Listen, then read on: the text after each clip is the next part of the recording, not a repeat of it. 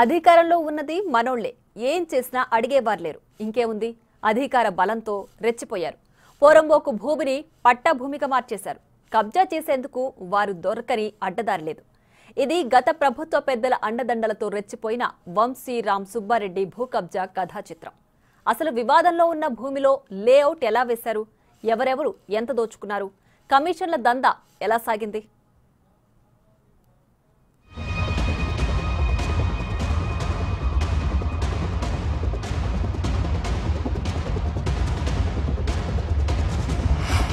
వంశీరామ్ సుబ్బారెడ్డి భూ కబ్జా కథా చిత్రం.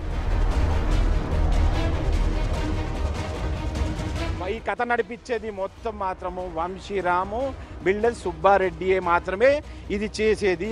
దీని వెనుకున్నది మొత్తం కథ నడిపించేది ఆయన్నే.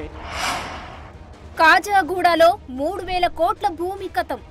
మా భూమి అంతా వంశీరామ్ బిల్డర్ వాళ్ళు ఆక్రమించుకోవడము, వాళ్ళు కన్స్ట్రక్షన్ స్టార్ట్ చేయడము జరుగుతూ ఉంది.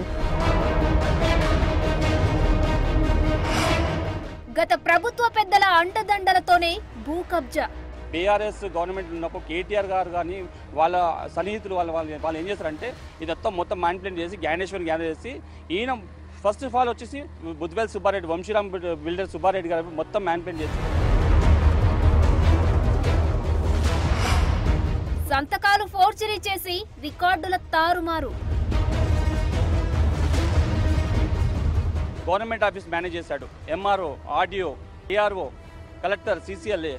నవీన్ మిట్టల్ గారు మొన్న సీసీఎల్లో కలెక్టర్లు ఇచ్చారండి. ఆయన కాల్ ఫర్ పంపించాలి కదా, పంపించి రిపోర్ట్ తీసుకోవాలి కదా. సో విన్నారుగా, ఇది బాధితుల ఆరోపణ. కాజాగూడ భూ కబ్జా వ్యవహారంలో కర్త, కర్మ, క్రియ అన్ని వంశీరామ్ సుబ్బారెడ్డి అని కరాఖండిగా చెబుతున్నారు. గత ప్రభుత్వ పెద్దలు, ఓ మాజీ మంత్రి అండదండలతో వంశీరామ్ సుబ్బారెడ్డి రెచ్చిపోయారు. దాదాపు 3000 కోట్ల విలువైన భూములను కాజేయడానికి స్కెచ్ వేశారు. గత ప్రభుత్వ హయాంలో అడిగేవారు లేకపోవడంతో వంశీరామ్ సుబ్బారెడ్డి భూ కబ్జా సాఫీగా సాగిపోయింది.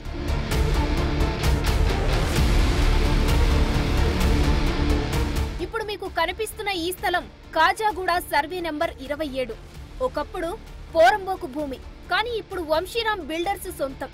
గచ్చిబౌలి ఓఆర్ఆర్ కి అత్యంత దగ్గర ప్రాంతం కావడంతో ఎలాగైనా ఈ స్థలాన్ని దక్కించుకోవడానికి వంశీరామ్ సుబ్బారెడ్డి తొక్కని అడ్డదారి లేదు.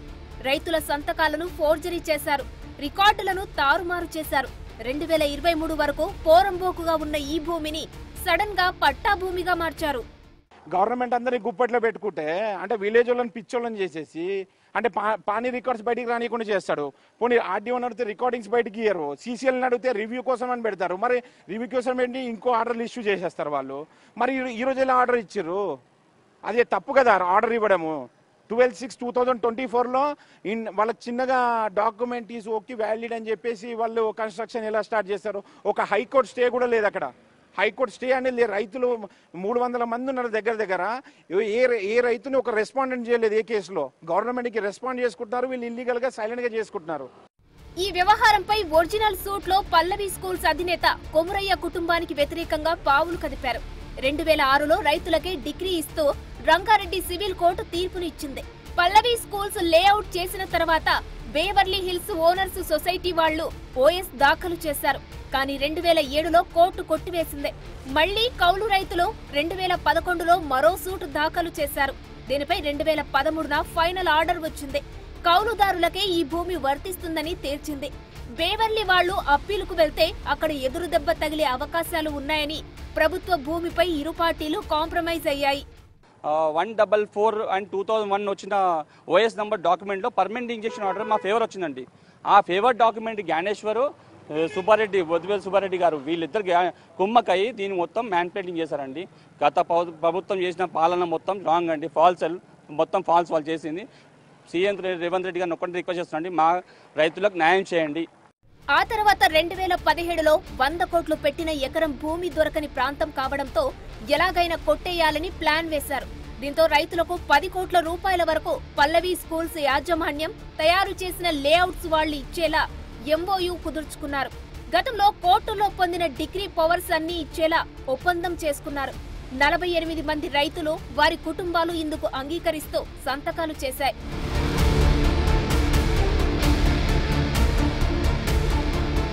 రైతులకు 10 కోట్ల చెక్కులు ఇచ్చి కోర్టు ద్వారా లీగల్ చేసుకుందామని కె జ్ఞానేశ్వర్, ఎం భరతేందర్ రెడ్డి కోర్టు మెట్లు ఎక్కారు. దీంతో 2019లో మళ్లీ రైతులతో స్పెషల్ పవర్ ఆఫ్ అటార్నీ చేసుకోవాలని అనుకున్నారు. కానీ రైతులు ముందుకు రాలేదు. దీంతో ఫోర్జరీ సంతకాలకు తెరతీశారు. 2019 డిసెంబర్ 24న చేయించుకున్న ఒప్పందంలో వీరయ్య అనే రైతు ఇంగ్లీష్లో సంతకం చేయగలడు. కానీ వేలిముద్ర వేసినట్టు చూపించారు. డబ్బుల చెల్లింపులో వారసుల సంతకాలు లేవని ఆర్ కరుణాకర్ సంతకం ఫోర్జరీ చేశారు. ఇలా పదుల సంఖ్యలో రైతుల సంతకాలు ఫోర్జరీ అయ్యాయి.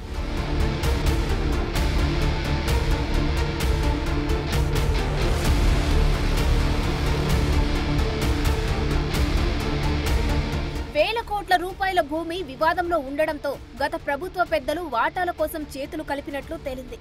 2023 వరకు అది ప్రభుత్వ భూమి.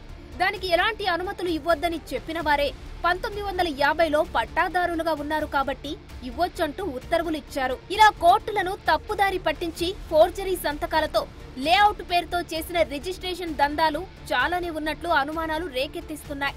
ఇప్పటికైనా రేవంత్ ప్రభుత్వం స్పందించి తగిన చర్యలు తీసుకోవాలన్న డిమాండ్ సర్వత్రా వినిపిస్తోంది.